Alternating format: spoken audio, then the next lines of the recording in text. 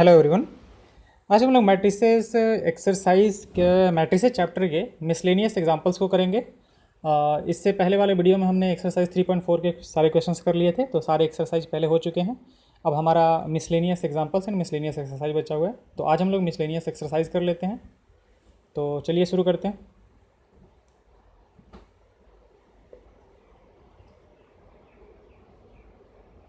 Okay, तो first question कह रहा है एग्जांपल नंबर 26। एग्जांपल नंबर 26 एक मैट्रिक्स दे के रखा है, then prove that a to the power n is equal to this one. तो इसको हम दो तरीके से आपको बताएंगे, एक तो मैथमेटिकल इंडक्शन जो है और एक और दूसरा तरीका बताते हैं। A is equal to cos theta sine theta. Example number कौन सा है हमारे पास? 26। तो एक मैट्रिक्स दे के रखा है हमारे पास, क्या है? Cos theta sine theta minus sine theta cos theta minus sine theta cos theta. Okay, ये है हमारे पास। तो हमें प्रूफ क्या करना है? To prove that A to the power n is equal to A to the power n जो है वो किसके बराबर होगा हमारे पास? That will be cos n theta sine n theta minus sine n theta और कॉस एन थीटा। इसके बराबर हमें प्रूफ करना है इस चीज़ को। ठीक है, तो चलिए पहले बताते हैं। ठीक है, क्वेश्चन सॉल्व करते हैं इसको। तो हमारे पास ए जो है वो दे के रखा है हमारे पास कॉस थीटा। अच्छा, एन जो है वो नेचुरल नंबर्स को बिलोंग कर रहा है हमारे पास, एन बिलोंग्स टू एन। ये this one is cos theta sine theta minus sine theta cos theta. तो हम यहाँ से क्या करेंगे, हमें A to the power N निकालना है ना। तो हम पहले ए हमारे पास दिया हुआ है, तो हम पहले निकालेंगे ए स्क्वायर, वैसे फिर निकालेंगे ए क्यूब, फिर निकालेंगे ए टू द पावर 4 और देखेंगे कि वो कौन सा पैटर्न जो है वो फॉलो कर रहा है। तो जिस पैटर्न को फॉलो कर रहा होगा उसी हिसाब से हम लोग ए टू द पावर एन भी लिख देंगे। तो ए स्क्वायर करने का मतलब क्या हुआ कि ए को ए से मल्टीप्लाई करना है, तो cos theta sine theta minus sine theta cos theta, इसी को इसी से मल्टीप्लाई करना हमें, यानी कि this one will be cos theta sine theta minus sine theta cos theta. दोनों को मल्टीप्लाई करते हैं। मल्टीप्लाई करेंगे तो कैसे मल्टीप्लाई होता है? फर्स्ट रो को फर्स्ट कॉलम से मल्टीप्लाई करते हैं हम लोग। तो फर्स्ट रो को फर्स्ट कॉलम से मल्टीप्लाई करेंगे तो कितना होगा? Cos theta cos square theta and sign theta minus sine square theta. फिर फर्स्ट रो सेकंड कॉलम, तो कितना हो जाएगा? कॉस थीटा साइन थीटा, ठीक है, और sign theta plus cos theta plus sine theta cos theta. फिर सेकेंड रो को फर्स्ट कॉलम से मल्टीप्लाई करते हैं तो कितना आ जाएगा हमारे पास? Minus sine theta cos theta, और कॉस थीटा को इससे करेंगे तो minus sine theta cos theta. और फिर इसको जब इससे मल्टीप्लाई करेंगे तो अगेन हमारे पास आ जाएगा माइनस साइन स्क्वायर थीटा और प्लस कॉस स्क्वायर थीटा। ये बना हमारे पास। अब यहाँ से cos square theta minus sine square theta का फॉर्मूला अगर याद है आपको, तो ये क्या होता है? कॉस टू थीटा होता है। ये जो है वो कॉस टू थीटा होता है हमारे पास। Cos theta sine theta plus sine theta cos theta जो होता है वो साइन टू थीटा का फॉर्मूला होता है। ठीक है, ये जो हमारे पास अगर माइनस को बाहर निकाल दिया जाए तो ये वही है यहाँ वाला चीज़। तो माइनस को अगर बाहर निकाल दे तो this one will be sine two theta, और ये हमारे पास again cos square theta minus sine square यानी कि कॉस टू थीटा बन जाएगा हमारे पास। तो हमारे पास ये ए स्क्वायर बन गया, this one will B A square. तो ए स्क्वायर इस तरीके से आ गया। ए क्यूब की बात कर लेते हैं, ए क्यूब कितना आएगा? बस इसके बाद नहीं करेंगे, इससे पता चल जाएगा हमारा कि क्या होगा। Cos two theta sign two theta minus sine two theta and cos two theta को मल्टीप्लाई करेंगे किससे हम लोग? ए से। तो ए कितना था हमारे पास?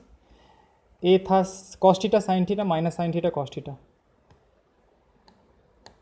Cos theta sine theta minus sine theta cos theta.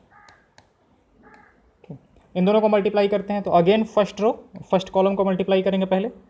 तो फर्स्ट रो और फर्स्ट कॉलम को मल्टीप्लाई करेंगे तो क्या बनेगा हमारे पास? Cos two theta into cos theta plus क्या बनेगा? Sine two theta, sorry minus बनेगा हमारे पास minus sine two theta sine theta. Okay, फिर जब इसको इससे मल्टीप्लाई करेंगे तो कितना बनेगा? Sine theta cos two theta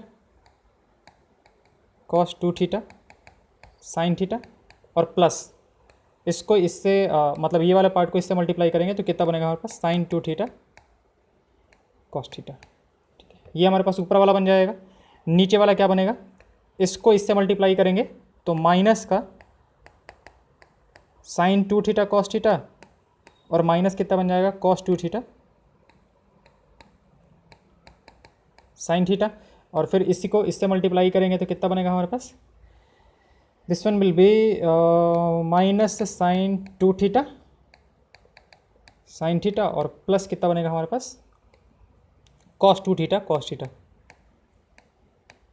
जगह थोड़ा सा कम बचा। ओके, अब यहाँ पे आते हैं तो ये किसका फॉर्मूला है, ये फॉर्मूला है cos of A plus B का। अगर ध्यान हो आपको तो cos of A plus B का फॉर्मूला है, यानी कि कॉस 2 थीटा प्लस थीटा का फॉर्मूला होता है। Cos of A plus B क्या होता है, cos A cos B minus sine A sine B. ये बन गया हमारे पास। यहाँ से देखा जाए तो cos A sine B plus sign A cos B, ये साइन 2 थीटा का मतलब साइन ए प्लस बी का फॉर्मूला है, यानी कि साइन 2 थीटा और प्लस थीटा का फॉर्मूला है हमारे पास। अगर इससे हम माइनस को बाहर कर दें तो अगेन ये साइन 2 थीटा प्लस थीटा का फॉर्मूला हो जाएगा, साइन 2 थीटा प्लस थीटा का फॉर्मूला हो जाएगा, और ये भी कॉस 2 थीटा कॉस थीटा, मतलब यही वाला पार्ट बन रहा है यहाँ पे भी। तो this one is also cos of 2 theta और प्लस थीटा का फॉर्मूला। ओके, इसको थोड़ा सा और सॉल्व करें हम लोग तो this one will be what cos 3 theta, this one is sine 3 theta, this one is minus sine 3 theta and this one is cos 3 theta. तो ये क्या आ गया हमारे पास, ये आ गया ए क्यूब। अब हम सबको एक जगह लिखते हैं। तो हमने जब ए निकाला था, जब ए देखा था तो ए क्या था हमारे पास, ए था cos theta sine theta minus sine theta cos theta. ठीक है, फिर हमने ए स्क्वायर निकाला तो जो ए स्क्वायर हमारे पास आया था, ए स्क्वायर देखो cos 2 theta sine 2 theta minus sine 2 theta cos 2 theta. A square जब निकाला हमने तो ए स्क्वायर आया cos 2 theta sine 2 theta minus sine 2 theta cos 2 theta, ये बन गया है हमारे पास। और जब हमने ए क्यूब निकाला तो कितना आ गया cos 3 theta sine 3 theta minus sine 3 theta और कॉस 3 थीटा। ठीक है, तो एक्चुअली अगर ध्यान से देखा जाए तो यहाँ पे अगर ए टू द पावर 1 हम अगर कहते हैं कि ए टू द पावर 1 है, तो देखो यहाँ पे थीटा से पहले थीटा का जो कोफिशिएंट कह सकते हैं कि वो कितना आ रहा है हमारे पास 1 1 1 आ रहा है। जब हमने 2 किया तो 2 2 2 2 सब बन गया हमारे पास, 3 किया तो सारे के सारे 3 बन गया हमारे पास। वैसे ही अगर हम निकालना चाहें 4 निकालेंगे तो अब हम ऐसे ही बता सकते हैं कि ये कौन सा पैटर्न फॉलो कर रहा है। तो यहाँ पर ये कॉस 4 थीटा हो जाएगा हमारे पास, this one will be sine 4 theta, this one will be minus sine 4 theta and this one will be cos 4 theta. तो इन सारे पैटर्न को देख के हम ये कह सकते हैं कि A to the power n जो होगा हमारे पास, A to the power n जो होगा that will be cos n theta sine n theta minus sine n theta and this will be cos n theta. तो जो हमें प्रूफ करना था कि A to the power n जो होगा वो इसके बराबर होगा, वो हमने प्रूफ कर दिया कि पैटर्न यही पैटर्न ये फॉलो कर रहा है। तो हम लोग ये कह देंगे कि A to the power n जो होगा वो थीटा के आगे बस हमारे पास एन लग जाएगा, इनिशियली जो ए दिया था हमारे पास उसमें। ओके, तो ये रहा एक बार आपका पूरा देखा जाए तो कुछ इस तरीके से होगा हमारे पास। ठीक है, हम इसका पीडीएफ जो है उसमें डाल देंगे। ठीक है, तो आप लोग वैसे देख सकते हो कि एक बार क्या करो, आप लोग पूरा पीडीएफ डाउनलोड कर लिया करो, एक बार उसको देख लिया करो। ठीक है, और उसके बाद जब आप इसको देखोगे मतलब वीडियो देखोगे तो ज़्यादा समझ में आएगा अच्छे से। ये एक बार पूरा, ठीक है। एक्चुअली है क्या कि ऐसे करने से थोड़ा सा छोटा हो जाएगा, दिखेगा नहीं सही। ये रहा पूरा क्वेश्चन। ओके, अब इसको दूसरे मेथड से बताते हैं। दूसरे मेथड यानी कि जो एनसीईआरटी में उसने देख रखा है। ठीक है, मेथड 2। मेथड 2 की बात करते हैं। तो मेथड 2 में ए जो है हमारे पास वो कितना देख रखा है, cos theta sine theta minus sine theta और कॉस थीटा, ये देख रखा है हमारे पास। ठीक है, ये था ना। हाँ, अब हमें A to the power n को प्रूफ करना था कि A to the power n जो है वो हमारे पास किसके बराबर है, cos n theta sine n theta minus sine n theta, sorry n theta and cos n theta, इसके बराबर हमें प्रूफ करना है। तो अब की बार किससे करेंगे हम लोग? मैथमेटिकल इंडक्शन से करेंगे। 11th क्लास का चैप्टर मैथमेटिकल इंडक्शन। एक्चुअली अभी तो मैंने वीडियो इसका नहीं डाला है, बट बाद में वीडियो डाल देंगे। आई होप आपको याद होगा 11th क्लास में जो आपने पढ़ा है मैथमेटिकल इंडक्शन। तो मैथमेटिकल इंडक्शन में हम लोग करते क्या है, पहले n=1 के लिए वेरीफाई करते हैं कि n=1 के लिए ये सही है कि नहीं। ये इसके लिए वेरीफाई करेंगे कि इसके लिए सही है कि नहीं। फिर क्या करते हैं कि किसी n=k के लिए एज्यूम करते हैं कि मान लेते हैं कि इसके लिए क्या है, ये सही है। Assume that this is true, this is true. ठीक है, कि n=k के लिए हम लोग क्या करते हैं, इसको मानते हैं कि ये सही है n=k के लिए। और फिर क्या करेंगे, n=k+1 के लिए इसको प्रूफ करेंगे कि ये सही है हमारे पास। ठीक है, अगेन इसको क्या करेंगे हम लोग, मतलब इस वाले पार्ट को कि प्रूफ करेंगे कि इसके लिए भी क्या होगा, ये सही होगा। ओके, देखो क्या करते हैं, पहले 1 के लिए वेरीफाई करते हैं, फिर क्या करते हैं कि मान लेते हैं कि n=k के लिए ट्रू है, और फिर प्रूफ करते हैं कि n=k के लिए जो है k+1 के लिए ये सही है। तो शुरू करते हैं। तो ये हमारे पास दे के रखा है a⁴n = दिस वन। तो हम क्या करते हैं, n की जगह पे पहले 1 रखते हैं। ठीक है, तो n की जगह पे 1 रखेंगे तो a⁴1 = कितना आ जाएगा हमारे पास, cos theta sine theta minus sine theta और cos थीटा। और ये तो सही है ही हमारे पास, a जो है वो इसी के बराबर तो दे के रखा है उसने। देखो a जो है हमारे पास वो इसी के बराबर दिया हुआ है, तो ये तो ऐसे ही वेरीफाई हो गया 1 के लिए। इसका मतलब कि 1 के लिए सही है। For n=1 this is true. Okay, तो ऐसे लिख देंगे कि for n=1 this is true, this is true. तो ये काम हो गया हमारे पास। अब अगला क्या करना है हमें, हम मान के चलेंगे कि n=k के लिए क्या ये सही है। तो लेट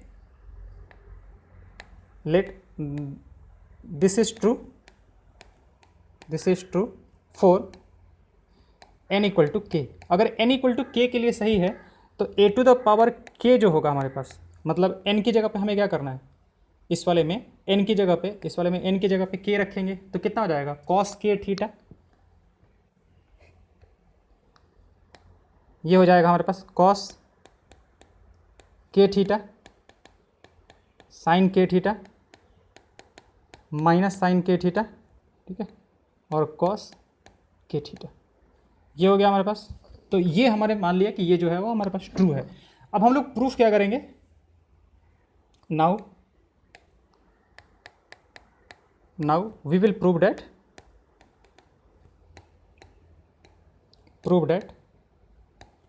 above इज ट्रू, जो दे के रखा है a⁴n अब इज ट्रू फॉर n=k+1। अगर ध्यान है आपको मैथमेटिकल रिडक्शन, तो ये सारी चीज़ें जो है वो नॉर्मल लगेंगे आपको, बहुत सारे क्वेश्चन में आपने किया होगा। तो शुरू करते हैं। a⁴ कितना हो जाएगा हमारे पास, k+1। a⁴k+1 is equal to, हम इसको ऐसे लिख सकते हैं क्या a⁴k इंटू a, इस तरीके से। अब a⁴k जो है हमारे पास, a⁴k वो अभी हमने ऊपर से निकाला है, this one cos k theta. ठीक है, तो this one will be what, cos k theta, this one will B sin k theta, this one will be minus sin k theta and this one will be cos k theta। Into कितना करना है, a से करना है, a से multiply कर देते हैं। तो a था हमारे पास cos theta sine theta minus sine theta and cos theta. अब इन दोनों को मल्टीप्लाई कर देते हैं। मल्टीप्लाई करेंगे तो क्या बनेगा हमारे पास, उसको देखते हैं। फर्स्ट रो फर्स्ट कॉलम, तो cos k theta cos theta cos k theta cos theta plus sine k theta, sorry minus sine k theta sine theta minus sine k theta sine theta. फिर first row second column multiply करेंगे तो cos k theta sine theta और plus sine k theta cos theta. Okay, फिर इसको multiply करते हैं पहले वाले से, तो this one will be minus sine k theta cos theta और minus sine theta cos k theta. फिर इसको मल्टीप्लाई करेंगे तो minus sine theta sine k theta और plus cos theta cos k theta. अब अगेन वही फॉर्मूला हम लोग लगाएंगे।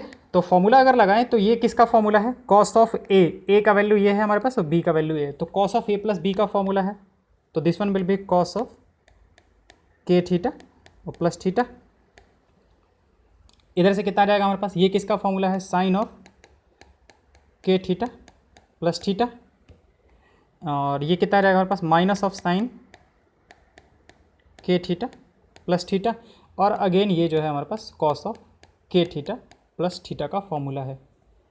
ओके, अब इसको सॉल्व करेंगे तो कितना आ जाएगा, कॉस ऑफ थीटा को अगर बाहर ले लें तो कितना आ जाएगा, k plus one into theta sine of k plus one into theta minus sine k plus one into theta and cos of k plus one into theta. ये हमारे पास रिजल्ट आ गया है। ये कौन क्या है हमारे पास, ये है ए टू द पावर के प्लस वन। तो हमने मतलब हमें यही तो प्रूफ करना ही था कि यहाँ पे जब के प्लस वन रखेंगे तो वहाँ जहाँ एन था हमारे पास, जो A to the power n था वो यही था ना, cos n theta sine n theta minus sine n theta और cos n theta.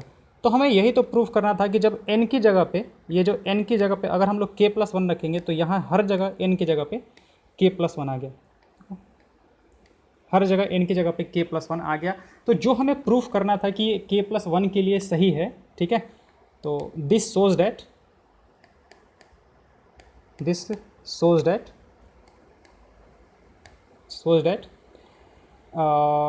Result is true, this shows that, अब चलो ऊपर वाले को मान लेते हैं कि दिस इज़ ट्रू, मतलब जो दे के रखा है A to the power n, this is true for n equal to कितना, के प्लस वन के लिए, ठीक है, ये इसके लिए सही है। बट मैथमेटिकल इंडक्शन का थोड़ा सा जो कॉन्सेप्ट था उसी चीज़ को बस हमने यूज़ किया है, उससे ज़्यादा कुछ है नहीं इसमें। ओके, तो देख लीजिए यहाँ पे से, ठीक है, ए टू द पावर के प्लस वन का हमने कहा तो ये आ गया हमारे पास। तो there for the result is true for n equal to k plus one के लिए सही है हमारे पास, thus by principle of mathematical induction a to the power n जो होगा हमारे पास वो ये हो जाएगा, ठीक है। थोड़ा सा बस मैथमेटिकल इंडक्शन का आप लोग मतलब ये रखो, जो कॉन्सेप्ट है उसको ध्यान रखो कि क्या क्या करते हैं हम लोग। पहले एन इक्वल टू वन के लिए वेरीफाई करते हैं, फिर N equal to k plus one के लिए मान के चलते हैं कि वो सही एज्यूम है, एन इक्वल टू के लिए एज्यूम करेंगे, और फिर N equal to k plus one के लिए हम लोग क्या करते हैं, प्रूफ करते हैं कि इसके लिए भी क्या है वो सही है। ओके, ये हो जाएगा आपके पास। तो दोनों तरीके से आप कर सकते हो, ठीक है, ऊपर वाला जो तरीका बताया वो भी, और ये जो मैथमेटिकल इंडक्शन वाला तरीका है वो भी। ओके, नेक्स्ट वन करते हैं, सेकंड क्वेश्चन इसका, एग्जाम्पल का सेकंड क्वेश्चन है हमारे पास, example number 27। If A and B are symmetric matrices of same order, example number 27। देखो सिमेट्रिक मैट्रिक्स दिया है ना, तो पहले ही आप लोग ये लेके रखो कि ए डैश जो है वो ए के बराबर है और बी डैश जो है वो किसके बराबर है हमारे पास, बी के बराबर है, ठीक है। ए डैश जो है वो ए के बराबर है और बी डैश जो है हमारे पास वो बी के बराबर है। ये आप प्रूफ करके देख लो, मतलब ये निकाल के देख लो पहले ही, मतलब क्वेश्चन देखते ही कि ए और बी जो है वो सिमेट्रिक मैट्रिसेस हैं, तो उससे रिजल्ट पहले ही निकाल के रख लो कि ए डैश जो है वो ए के बराबर है और बी डैश जो है वो बी के बराबर है, ये उसने दे के रखा है। Okay, matrices of same order, then so that AB is symmetric if and only if A and B commute, that is AB is equal to BA। अच्छा ध्यान रखोगे कम्यूट का मतलब क्या होता है, जब हम लोग पढ़ते हैं ना कम्यूटेटिव मैट्रिसेस,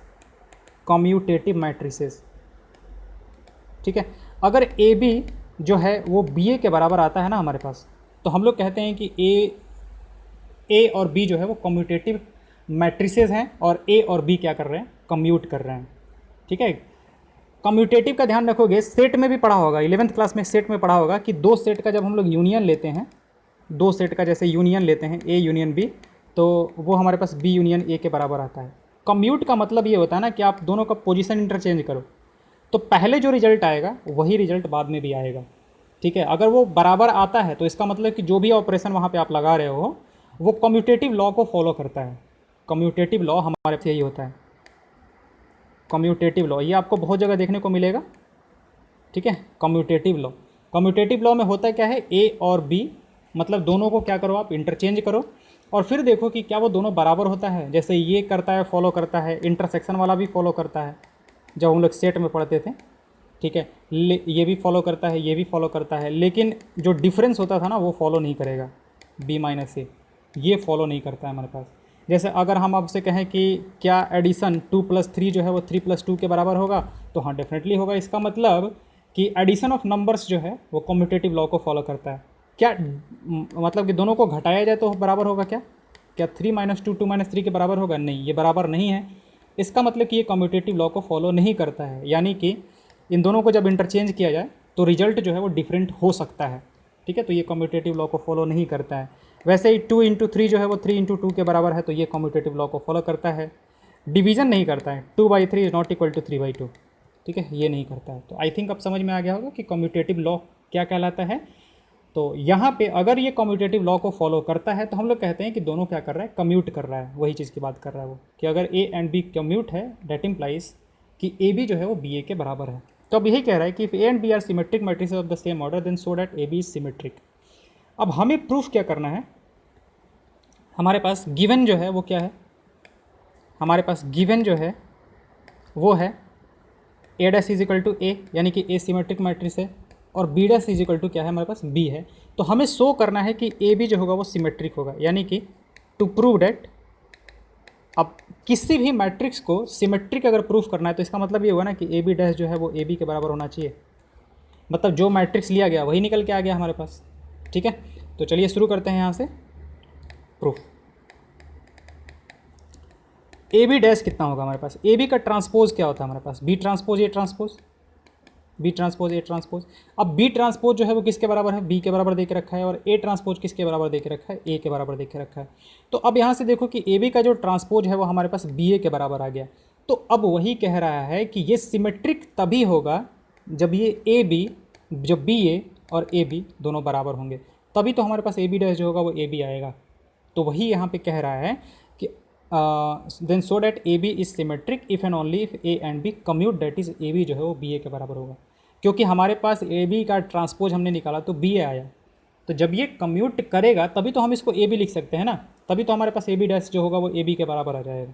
तब हम लोग कहेंगे कि हाँ ये सिमेट्रिक है हमारे पास। तो डैट मतलब कि जो भी हमें यहाँ से देखो प्रूफ करना था कि बी और ए बी जो है हमारा बराबर होना चाहिए, तभी ये ए बी जो होगा वो सिमेट्रिक हो पाएगा। तो ये हमारा प्रूफ हो गया कि since A and B are both symmetric matrices, A dash जो है वो ए के बराबर, बी डैश जो है वो बी के बराबर, A B symmetric then A B dash जो है वो ए बी के बराबर, ठीक है। तो ए बी का जो ट्रांसपोज होता है हमारे पास वो किसके बराबर होगा, बी ट्रांसपोज ए ट्रांसपोज, यानी कि बी ए वाई क्यू, क्योंकि दोनों के दोनों क्या है हमारे पास, सिमेट्रिक मैट्रिसेस है। तो देयरफॉर बी ए जो होना चाहिए वो किसके बराबर होना चाहिए, ए बी के बराबर। ए बी ट्रांसपोज यहाँ से भी आ गया और यहाँ से ए बी आ रहा था हमारे पास, जो कि प्रूफ करना था हमें। और उल्टा भी, मतलब इफ़ एंड ओनली इफ कहा है ना, कि मतलब कि इधर और इधर दोनों साइड से होगा हमारे पास। तो अगर ए बी बी ए के बराबर है तो ये सिमेट्रिक होगा हमारे पास। तो बस सिंपल सा चीज़ है कि अगर ए बी बी ए के बराबर है तो ए बी का transpose B transpose A transpose B A, और बी ए अगर ए बी के बराबर है तो ए बी आ जाएगा। तो वही चीज़ कह रहा है वाई से, मतलब इधर से और इधर से दोनों साइड से ये चलेगा कि अगर ए बी सिमेट्रिक है तो ए बी ए बराबर होगा हमारे पास, और ए बी और बी ए दोनों बराबर है। मतलब दो तरीके से देखो, अगर ए बी सिमेट्रिक है, ए बी सिमेट्रिक है तो ए बी बराबर बी ए होगा, मतलब इधर से इधर जा रहे हैं हम लोग। और ये कह रहा है कि अगर ए बी बराबर बी ए होगा तो ए बी सिमेट्रिक होगा। तो वो दोनों चीज़ हम, दूसरा वाला पार्ट बहुत ईजी है हमारे पास कि ए बी बी ए के बराबर है, ए बी जो है वो किसके बराबर है, बी ए के बराबर है। तो हमें प्रूफ कर देना है कि ए बी सिमेट्रिक है। तो देख लो बहुत ईजी है। ए बी डैश कितना होगा हमारे पास, B dash A dash, and that will be what, B A, और बी ए बी के बराबर है। तो क्या हो जाएगा हमारे पास, ए बी सिमेट्रिक नहीं हो गया, सिमेट्रिक। ओके, तो इसी को प्रूफ करने के लिए बोल रहा था वो।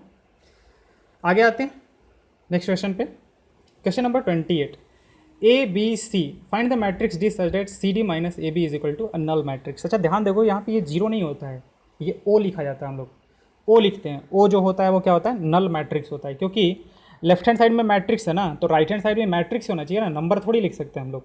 तो इसलिए उसको क्या लिखते हैं हम लोग, नल मैट्रिक्स लिखते हैं। ए दे के रखा है 2 - 1 3 4,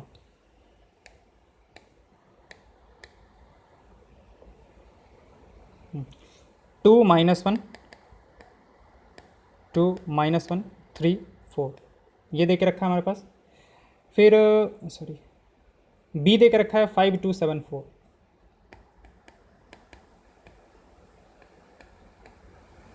5 2 7 4 बी दे के रखा है हमें। सी 2 5 3 8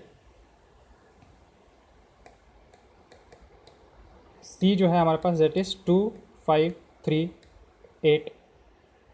तो हमें C D minus A B is equal to null matrix proof करना है। C D minus A B is a null matrix. ये प्रूफ मतलब नल मैट्रिक्स दे के रखा है तो हमें क्या करना है, अच्छा डी मैट्रिक्स पता करना है कि डी मैट्रिक्स क्या होगा। तो देखो अब है क्या कि जितने ऑर्डर का मैट्रिक्स है उतने ऑर्डर का मैट्रिक्स ही तो इससे घटाया बढ़ाया मतलब कि घटाया फिर ऐड किया जा सकता है। तो डी को किसके साथ किया जा रहा है, सी के साथ। तो सी अगर एक 2/2 का मैट्रिक्स है तो पक्का डी जो होगा वो भी एक 2/2 का मैट्रिक्स होगा। तो मान लेते हैं कि इस तरीके से एक्स वाई जेड डब्ल्यू ये एक मैट्रिक्स है डी, ठीक है। लेट डी बराबर दिस। तो हमें एक्स वाई जेड और डब्ल्यू का वैल्यू पता करना है। तो सी डी कितना हो जाएगा 2 5 3 8, ये हो जाएगा 2 5 3 8। अच्छा इसको अगर उधर लेके जाएं हम लोग मतलब माइनस ए बी को जो हम लोग उधर लेके जाएं या फिर दोनों साइड अगर प्लस ए बी कर दें, दे के क्या रखा है C D minus A B दे के रखा है, तो प्लस ए बी अगर हम लोग कर दें तो null matrix plus A B हो जाएगा। तो ये एक दूसरे का एडिटिव इन्वर्स होता है। तो एडिटिव इन्वर्स अगर होगा तो सी डी और प्लस कितना हो जाएगा नल मैट्रिक्स, और नल मैट्रिक्स में किसी को ऐड करेंगे तो वो तो बराबर ही आएगा। तो इसका मतलब कि सी डी जो होगा वो ए बी के बराबर होना चाहिए हमारे पास। तो सी डी को एक साइड कर लेते हैं और ए बी को एक साइड कर लेते हैं। तो सी इसको वापस से लिख लेते हैं, सी इज़ 2 5 3 8 और डी जो है हमारे पास X Y Z W. C D is equal to A 2 -1 3 4 2 -1 3 4 C D A B. B कितना है 5 2 7 4 5 2 7 4। अब दोनों साइड मल्टीप्लाई करके और हम लोग बराबर कर देते हैं। फर्स्ट रो फर्स्ट कॉलम कितना रहेगा हमारे पास 2x प्लस 5z, फिर first row second column 2y plus 5w, second row first column 3x plus 8z, second row second column 3y plus 8w।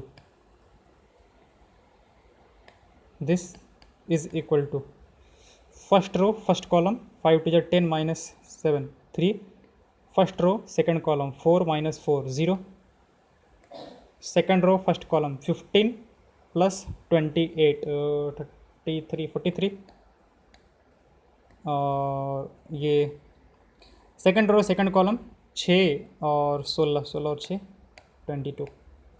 ठीक है, कैलकुलेशन एक बार देख लेते हैं, यही आ रहा है ना 3 0 43 22।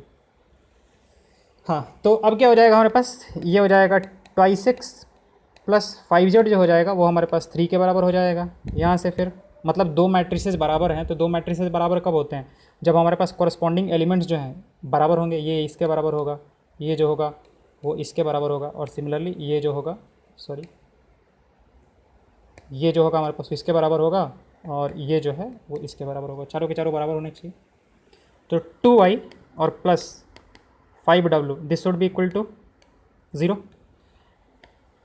3x plus 8z should be equal to 43, और 3y प्लस 8w इसका वैल्यू जो होगा 22 होगा। अब हम इसको सॉल्व नहीं कर रहे हैं, बहुत ईजी चीज़ है, बस इसको सॉल्व करना है। 4 इक्वेशंस हैं हमारे पास और 4 वेरिएबल्स हैं, तो सॉल्व करने से हमारे पास वैल्यू निकल के आ जाएगा।